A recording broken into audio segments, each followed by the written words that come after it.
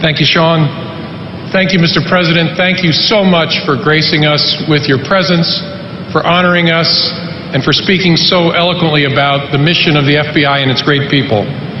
Thank you also to my friends and family who are gathered here today. My entire life is literally represented in this crowd, and it is a pretty picture. These are the people that I have known and loved literally my entire life, and from whom I have learned so much.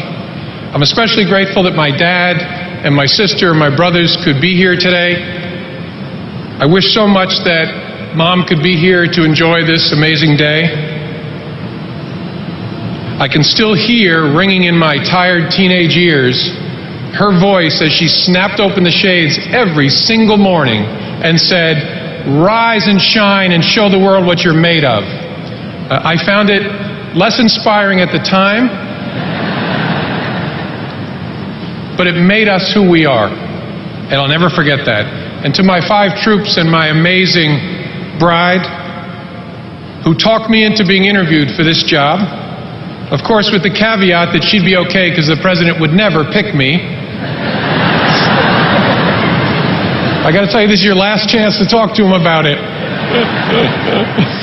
Mr. President, I am so grateful for this honor and this opportunity to serve with the men and women of the FBI. They are standing all around this great courtyard and standing on duty all around this country and around this world at this moment. I know already that this is the best job I have ever had and will ever have. That's because I have a front row seat to watch the work of a remarkable group of people who serve this country. Folks from all walks of life who joined the FBI for the same reason. They were teachers and soldiers and police officers and scholars and software engineers and people from all walks of life who wanted to do good for a living. They wanted jobs with moral content, and so they joined this great organization.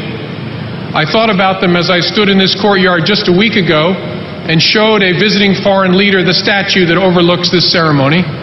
It's an artist's depiction of the words from our shield that the President mentioned: fidelity, bravery, and integrity.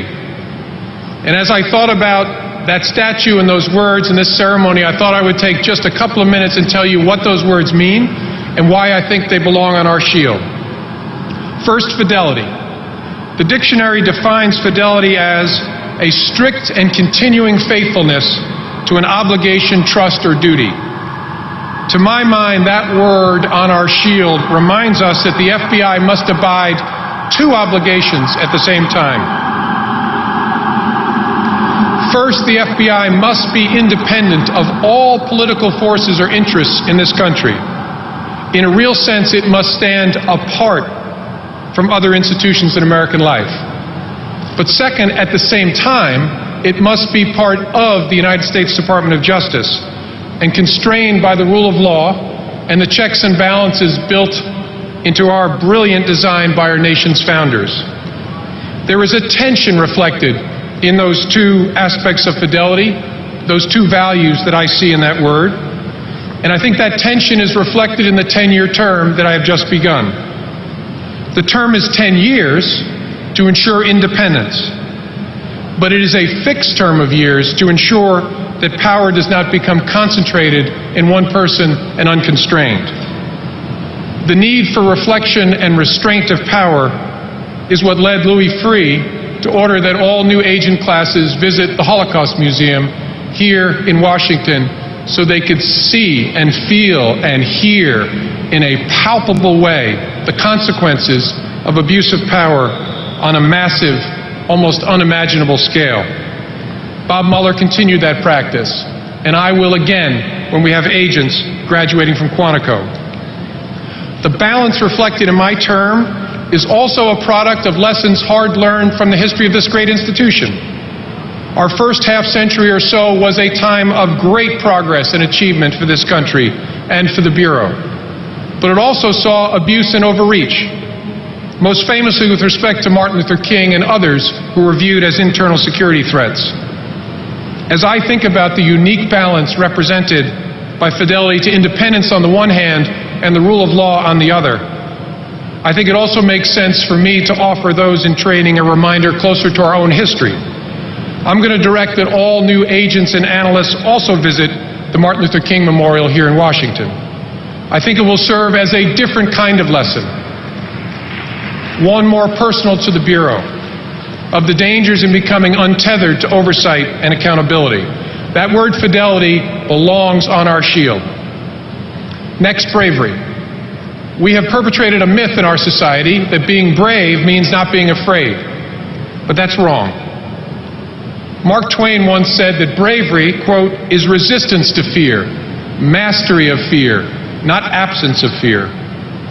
If you've ever talked to a special agent that you know well, and you ask he or she about a dangerous encounter they were involved in, they'll almost always give you the same answer. Yeah, I did it, but I was scared to heck the whole time. But that's the essence of bravery. Only a crazy person wouldn't fear approaching a car with tinted windows during a late-night car stop, or pounding up a flight of stairs to execute a search warrant, or fast roping from a helicopter down into hostile fire. Real agents, like real people, fear that fear in the pit of their stomachs. But you know the difference between them and most folks? They do it anyway. And they volunteered to do that for a living. What makes the bravery of the men and women of the FBI so special is that they know exactly what they're in for. They spend weeks and weeks in an academy learning just how hard and dangerous this work is. Then they raise their right hands and take an oath and do that work anyway.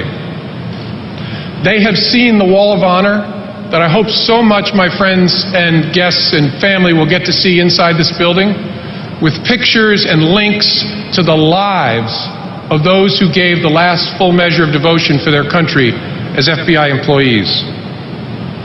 Civil War General William Tecumseh Sherman said this: "I would define true courage to be a perfect sensibility of the measure of danger and a mental willingness to endure it." I called a special agent a few weeks ago after he had been shot during an arrest. I knew before I called him that he had already been injured severely twice in his Bureau career, once in a terrorist bombing and once in a helicopter crash. Yet when I got him on the phone, I got the strong sense he couldn't wait to get me off the phone. He was embarrassed by my call. "Mr. Director, it was a through-and-through wound. Okay? No big deal." He was more worried about his Bureau car, which he had left at the scene of the shooting. He felt okay, though, because his wife, also a special agent, was going to go get the car, so everything was fine. The men and women of this organization understand perfectly the danger they're in every day and choose to endure it because they believe in this mission. That's why bravery belongs on our shield. And finally, integrity. Integrity is derived from the Latin word integer, meaning whole. A person of integrity is complete, undivided. Sincerity, decency, trustworthy are synonyms of integrity. It's on our shield because it is the quality that makes possible all the good that we do. Because everything we do requires that we be believed. Whether that's promising a source that we will protect her, telling a jury what we saw or heard, or telling a congressional oversight committee or the American people what we are doing with our power and our authorities. We must be believed. Without integrity, all is lost. We cannot do the good that all of these amazing people signed up to do. The FBI's reputation for integrity is a gift given to every new employee by those who went before. But it is a gift that must be protected and earned every single day. We protect that gift by making mistakes and admitting them, by making promises and keeping them,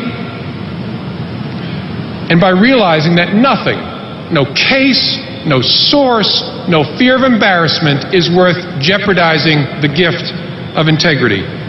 Integrity must be on the FBI's shield. So you see, those three words, fidelity, bravery, and integrity, capture the essence of the FBI and its people. And they also explain why I am here. I wanted to be here to work alongside those people, to represent them, to help them accomplish their mission, and to just be their colleague. It is an honor and a challenge beyond description. I will do my absolute best to be worthy of it. Thank you very much.